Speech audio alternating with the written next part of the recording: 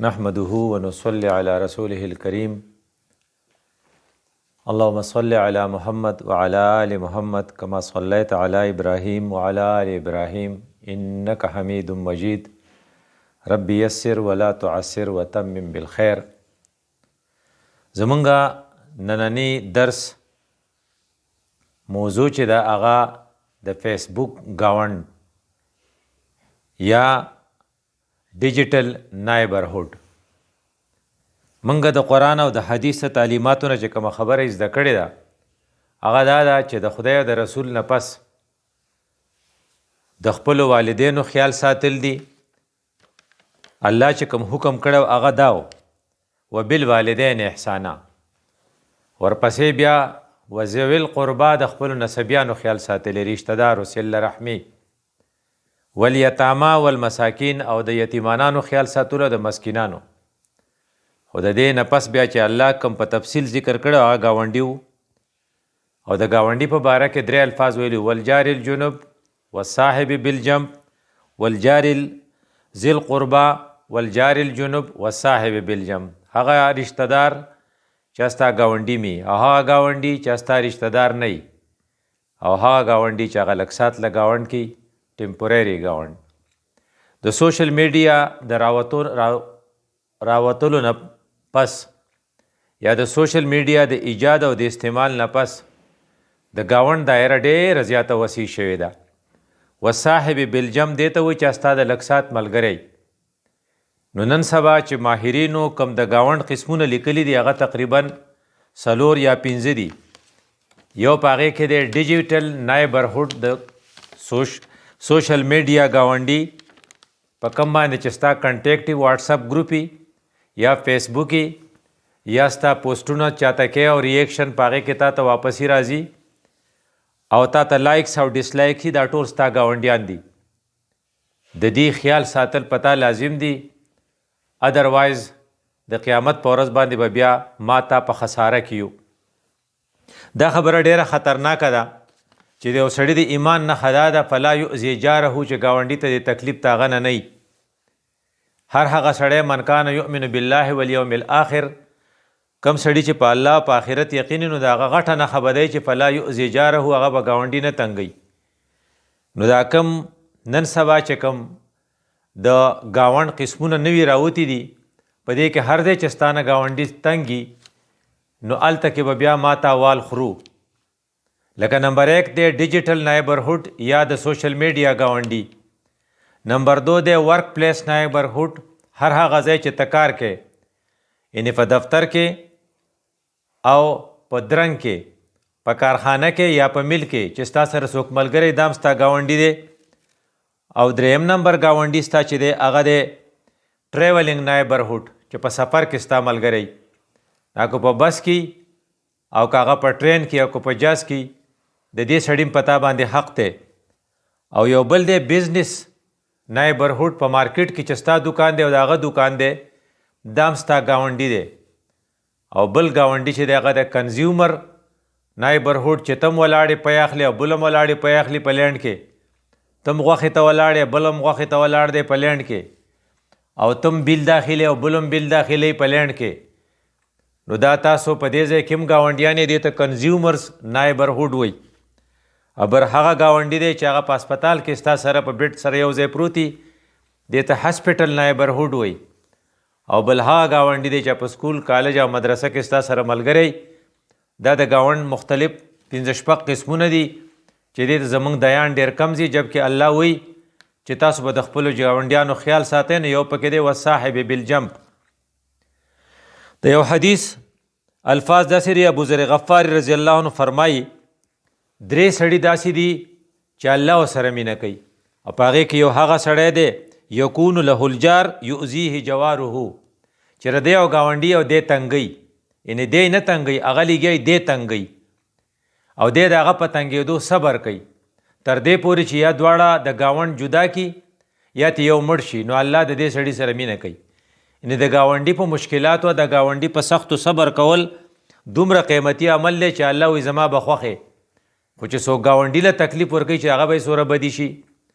دیو جن حسن بصری رحمت الله علیه یو قول دی چې حسن الجوار دا نه دی چې د هغه په سره ته ښه وکې او تکلیف ورته نه ورکې.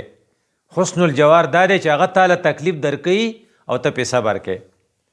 نو موږ چې کم تکلیفونه خلقو له ورکو په هغې الله ډېر زیات خفه کېږي. نو ماهرینو چې د فیسبوک ته ګاونډ کم اداب ښوولي دي، نو ړومبی پکې ادب دا دی بی ریسپیکټفل. ته چې کله په سوشل میډیا باندې کنټیکټ کې نو پکار ده چې ته د عزت الفاظ استعمالې. دا یاد ساته چې د سوشل میډیا د راوتو نه پس ټولو خلقو د سوشل میډیا د استعمال د وجه نه خپل د دیوال ګاونډي هیر کړی دی. او دا یو عجیبه حقیقت دی چې خلق خپل ګاونډي پیژني نه. په دهلی کې یو ترکان دی، د انډیا په دهلی ښار کې یو ترکان دی، په فلیټ کې اوسي. 4 لوڼی دي، هغه لیونی دي او ښځه یې ناجوړه ده، هغه ډیوټۍ له ځي. خو په دې فلیټ نه غیر چاپیره چې د نور چا کم فلیټس دي په دې بلډینګ کې، نه هغه پیژني نه هغه پیژني، ځکه د ګاونډي نه خبر نه دی، نه ګاونډیان د هغه نه خبر دي. ښځه یې مړه شوه، لوڼه لیونی دي، ترکان استاد اوس ډیوټۍ له نشي تللی. نو رزق تنګي شروع شوه، نو په خپله کور کې په فلیټ کې دننه خپلې لوڼه لاور ووجلی، بیا یې وروستو ځان وواژو. او ګاونډیان خو ته خبر نه دي، ځکه ګاونډ خو موږ نه پیژندل. نو د ګاونډ د نه پیژندو د وجې نه چې کله بوی شروع شو، نو بیا پولیس راغلل او کولاوې کړل. نو ټول ګاونډیانو ته افسوس و چې کاش کو موږ یې مخکې پته لګولی وای، دا چل به ولی و. نو د سوشل میډیا د راتلو نه پس چې څومره موږ د دنیا سره کنیکټ یو، دومره د خپل قریبي رشته دار ګاونډي سره ډسکنیکټ یو. یو فایده دا شوه چې په یک وخت ته د امریکې سره او د برطانیې سره خبرې کولی شوې، خو غټ نقصان یې دا شو چې د خپل قریبي ګاونډي نه بې خبره پاتې شوې، تر څو پورې چې د هغه لاش بوی نه کړی پورې ته نه خبر. خو د سوشل میډیا ګاونډي چې ستا کم دی، کم سره چې ستا کنټیکټ دي او کم لتا دومره اهمیت ورکړی چې خپل رونه عزیزان او خپل ګاونډیان د نه هیر شوي دي، په هغې کې د ادب و خیال به ساتې. ړومبنی ادب دا دی چې په ادب به خبره کې، بی ریسپیکټفل، عزت په دغه ساتې. په سوشل میډیا د بل چا بېعزتي کول ته دې ته ټرولینګ وایي یا دې ته مذاق وایي. او دا مذاق او دا ټرولینګ موږ ډېر زیات ځکه کوو چې خلق د یو بل نه د سوشل میډیا په ذریعه یریږي نه. یو سړی فزیکلی مخامخ ته ناست دی، هغه ته سپکه خبره ځکه نشي کولی چې جواب به درکړي یا به درنه پړق وباسي.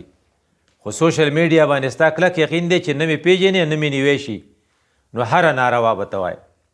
نو که ملان یې که امیان یې، که ایجوکیټډ یې که نان ایجوکیټډ یې، نو په سوشل میډیا باندې د یو بل بېعزتي کول هغې ته یو خوږ کار ښکاري، حالانکې دا ګناه دی.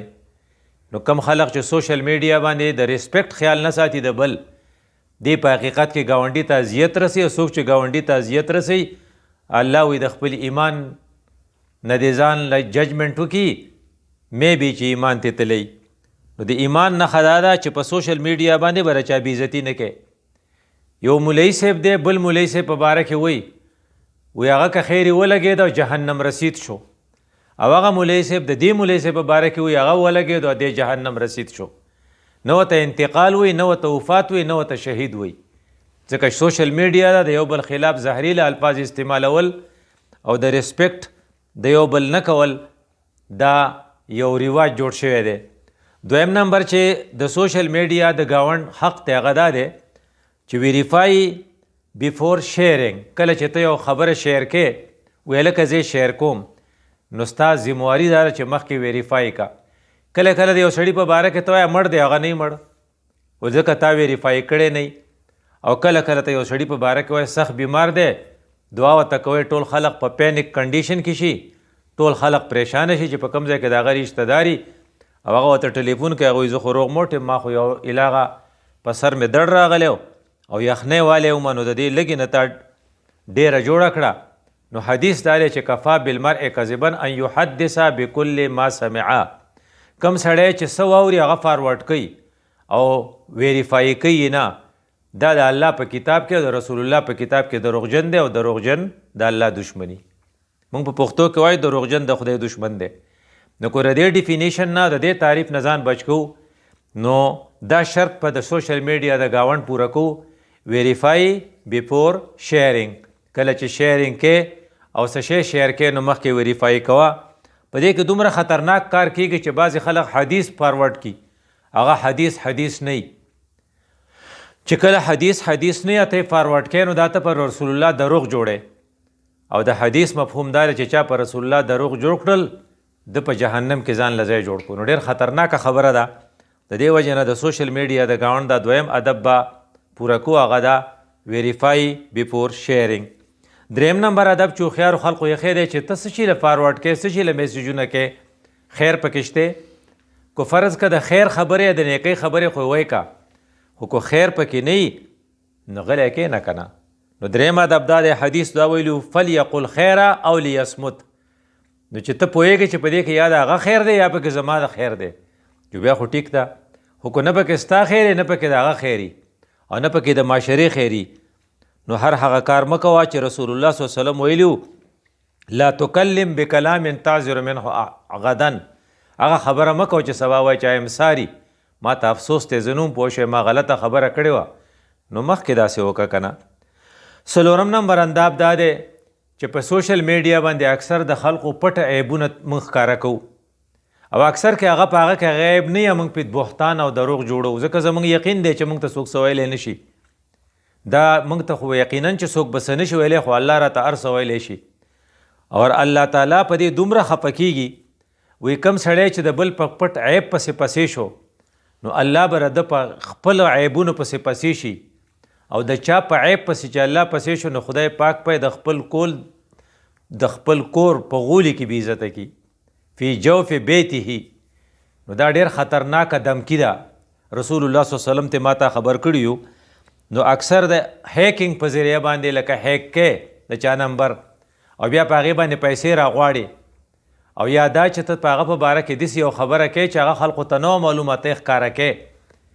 نو کم سړی چې یو عیب ورته یو مسلمان معلوم شو او پټې کو، نو الله به ترې قیامت په ورځ ډېر خوشحاله چې تا د ما د بنده عیب پټ کړی. نو عیبونه ښکاره کول دا د سوشل میډیا یو بل مصیبت دی، خصوصا اے آی چې راوتی ارټیفیشل انټیلیجنس، په دې کې ډېر کارونه موږ کوو. نو الله تعالی چونکې په موږ ډېر زورور دی، والله غالب علی امره. د سوشل میډیا دا یو غټ نقصان دی چې خلق پردي پټ عیبونه ښکاره کوي. او کله کله داسې وشي چې سړی خبره کوي او سوچ یې پې نه کړی او هغه فارورډ کړي او هغه بیا وایرل شوي او هغه بیا دی واپس نه راځي.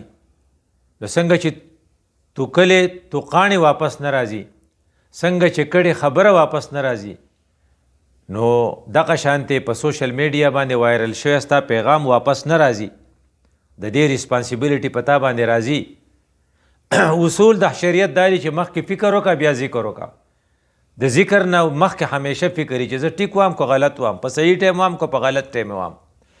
نو ټایم اینډ سپیس سلیکشن هم فکر غواړي، او بیا د الفاظو سلیکشن هم فکر غواړي. نو بیا یې کوه. نو چې کله ته اردو کې مو وایي چې پہلے تولو اور پھر بولو، په انګریزي کې وایي think before you speak. نو په سوشل میډیا باندې چې ته کومه خبره کوې نو لاول پې سوچ وکړه. ورچوال دنیا ده او فزیکل دنیا ده.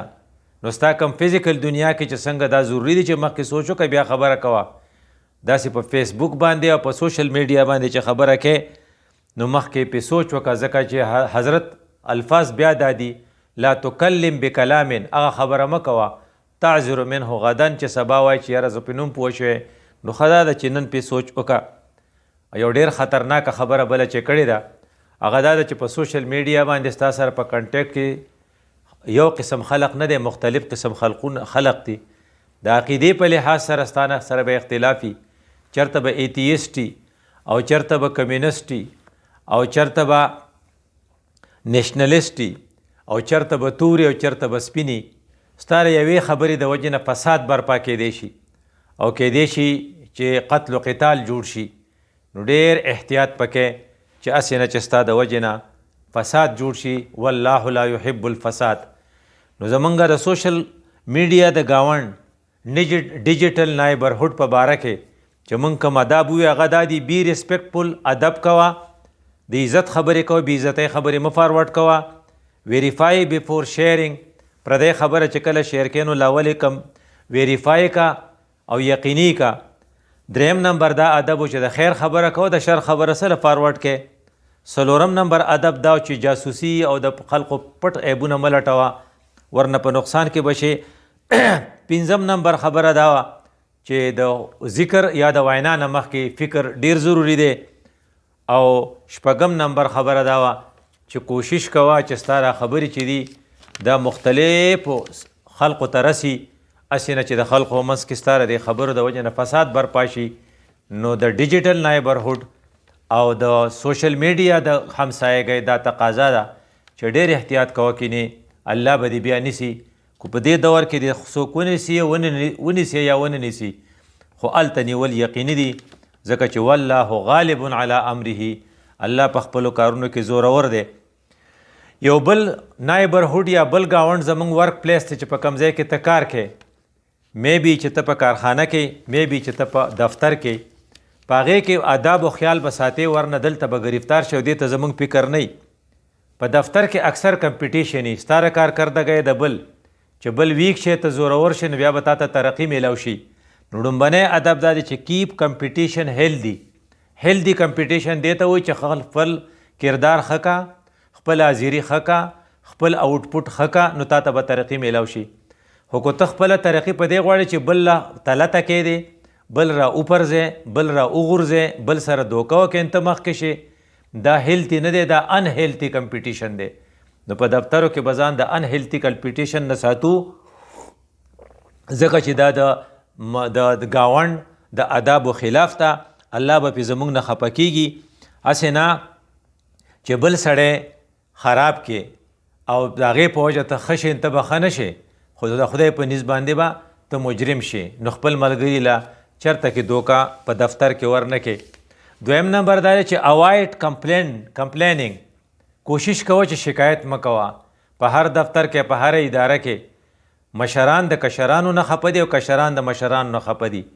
نو نیکان امپلایرز د امپلایز بد وي، امپلایز د امپلایرز بد وي، یعنې کم خلق چې نوکران دي نو هغه لیګین د خپل نایک بد وي، او نایکان چې کینې د خپلو مزدورانو بد وي.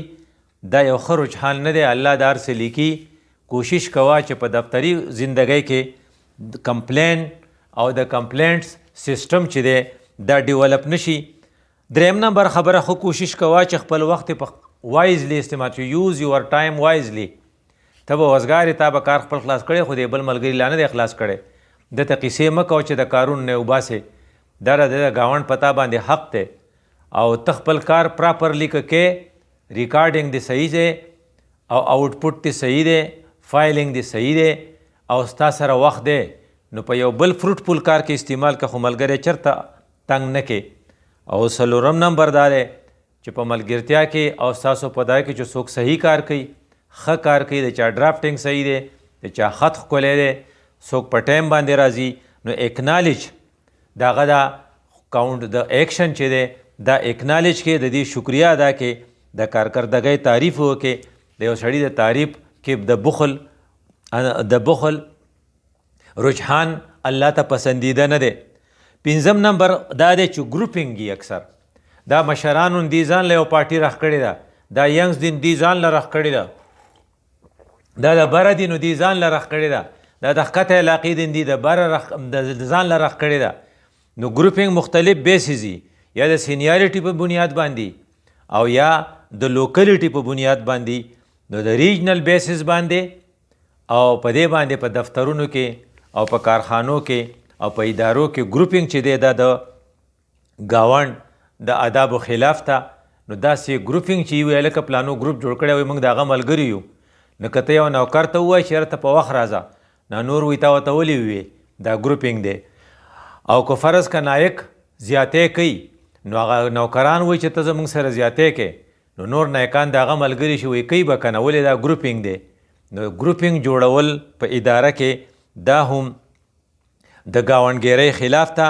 او چې څوک دا چل کوي نو الله تعالی به ترې تپوس کوي. نو ته ویلی شي چې کوم ځایونه ورکینګ پلیس وي په هغې کې ادب دا دی چې کمپټیشن به هیلتي کوو.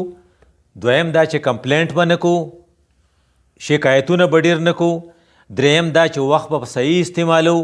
څلورم دا چې په موږ کې کم سړی صحیح کار کوي نو د هغې به تعریف کوو.